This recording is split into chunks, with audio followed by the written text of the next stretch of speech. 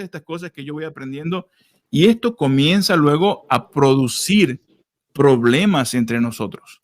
Porque nosotros nos hemos llevado muy bien, ¿no? Desde que nos conocimos, hemos tenido un bonito matrimonio, hemos formado una bonita familia. No somos perfectos, obviamente, ningún matrimonio, por lo menos nosotros no somos perfectos, pero nos llevamos bastante bien. Pero en esa temporada, mi hermano, empezamos a tener muchos, pero muchos problemas. Y no sé si quieras platicar un poquito ahí de esa historia. Sí, me voy a regresar un poquito cuando él me empezaba a platicar de lo de la Eucaristía, de la comunión que practican los católicos. Y Dios sabe, ¿verdad? Desde que empezamos con los protestantes, yo siempre tenía un corazón dispuesto para Dios. Siempre dije, Señor, cuando me alejé fue porque tal vez estaba joven, pero no fueron muchos años, fueron 2, 3 años. Pero cuando empezamos con los protestantes, yo sentí como que, ok, esto es lo que yo quiero servir a Dios, quiero hacer las cosas bien por Dios. Cuando él me empezaba a platicar de la Eucaristía, yo decía, pero ¿cómo es posible que solo la Iglesia Católica lo tenga? Entonces yo me empezaba a aferrar y yo le decía a él, mi amor, pero es que si tú crees en tu corazón que ese pedacito de pan se convierte en el cuerpo de Cristo, y si esa copita tú te la tomas y tú crees en tu corazón que es la sangre de Cristo, pues qué más que eso, o sea, con que tú lo creas, estamos justificados, porque yo no me quería hacer católica, obviamente yo decía, la Iglesia Católica, ¿cómo puede tener esto? Pero al mismo tiempo se me venía a la cabeza el versículo que por mucho tiempo yo decía, Señor, ¿cómo es posible que siempre en tus escrituras dices que tú vas a estar con nosotros todos los días hasta el fin del mundo? Y siempre me preguntaba cuando yo oraba, decía, Señor, ¿cómo es que yo no te puedo sentir? O sea, sí lo entiendo, pero no te siento. Y cuando entendí que la Eucaristía era más que eso, es Cristo presente, cuerpo, alma y divinidad. Yo decía, es que sí lo quiero, pero al mismo tiempo yo me quería aferrar a quedarme en la iglesia protestante, porque eran muchos años Claro, era su zona de confort. Eran muchos años de aprendizaje, muchos años de tener haciendo lo mismo, de ayudando a las personas, de lo que tú veías, de lo que tú oías, de lo que tú escuchabas, de lo que tú practicabas. O sea, fueron muchos años y no era fácil decir, ok, ya hoy cambio, ¿verdad? Entonces, cuando él me venía con luego que solo escritura, yo decía, no, ¿por qué solo escritura? Si acuérdate que todo lo que tú quieres está en la Biblia, porque la Biblia es infalible. O sea, eran temas de que tal vez a veces la gente piensa como que, oh, ella le lavaba la cabeza y, oh, ya se va. No, porque yo agarraba la Biblia y le decía, no, mi amor, es que así no es. Mira que en la Biblia está todo y aquí dice esto. Y eran conversaciones donde terminábamos enojados. O sea, yo me iba y no le quería hablar y no me hables y ya vienes otra vez con esto, porque yo sabía, porque yo lo conozco, entonces yo sabía que cuando él empieza con un tema no para hasta que para.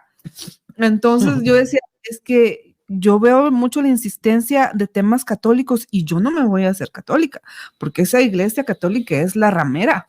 Es una iglesia llena de idólatras. La gente que está ahí son borrachos, mujeriegos, engañan a las esposas. ¿Cómo crees que nos vamos a hacer católicos? Yo lo pensaba y muchas veces se lo decía. Y entonces era un conflicto interno, porque yo le digo a él, todo lo que yo era, todo lo que hacía, todo por lo que yo luchaba estaba en la iglesia protestante.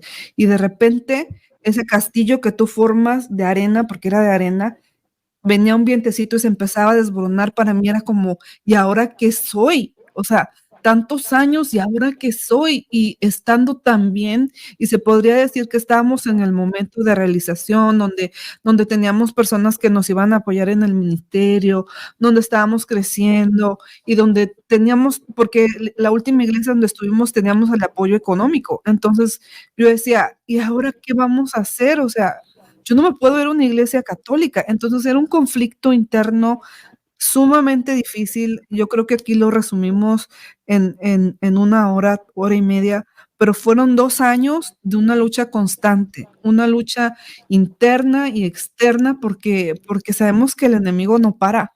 El Claro. enemigo, cuando tú estás haciendo algo por el bien tuyo, pero espiritual, que sabes que Dios es donde te quiere, el enemigo no te deja. Y tuvimos muchas luchas, no tan solo como pareja, pero también con nuestras hijas, con la salud, con el trabajo, o sea, era una lucha tras otra. O sea, yo decía, ¿y esto de dónde viene? Fue un tiempo muy difícil. Como ella dice, familiar, porque hasta cierto punto sentíamos que estábamos causando confusión en nuestras hijas porque íbamos a una iglesia Claro, que van a otra. ¿Por qué aquí no puedo? Porque ellas, de hecho, la más pequeña, pues no comulgaba en la iglesia luterana porque te piden, ¿no?, que te abstengas a los niños a menos que tengan sus sacramentos, que hayan sido bautizados en la iglesia luterana, que hayan sido confirmados ahí. Entonces el pastor decía nada más los adultos, los niños no. Entonces, mis hijas estaban acostumbradas, ¿no?, a tomar, ¿no?, lo que es el jugo de uva, a participar en la comunión, en la Santa Cena, pero ¿por qué en esta otra no puedo hacerlo? ¿Por qué acá se hincan? Por ejemplo, en la iglesia luterana se hincaban para recibir la comunión, pero en esta otra no. Entonces, estábamos causando esa confusión en claro. nuestras hijas. Y yo me sentía muy presionado, pero yo me rehúso. Yo digo, ok, qué bien que he aprendido todo esto, pero yo no quiero porque ¿cómo voy a ser yo católico, mi hermano? Yo decía, pero es que esto es lo último que yo debería de hacer. ¿Cómo voy a hacer esto no solo a mí, pero a mi esposa, a mis hijos? ¿De verdad este será el camino a seguir?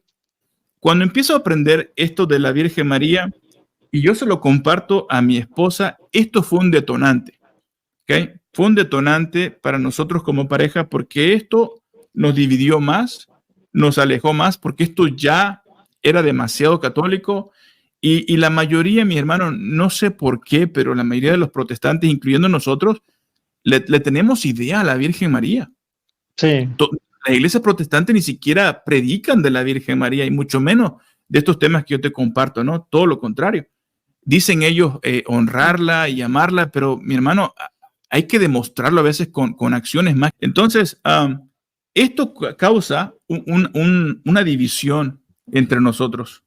Es que ya a este punto ya era como, ya hablar de la Virgen María ya era como, ya, o sea, ya te perdí. Ya estamos en el punto, en el clímax máximo de pareja, de realizarnos como tal vez pastores. ¿Por qué me haces esto a mí? Si tú sabes que yo te amo, si tú sabes que siempre he querido agradarte, si tú sabes que hemos hecho muchas cosas.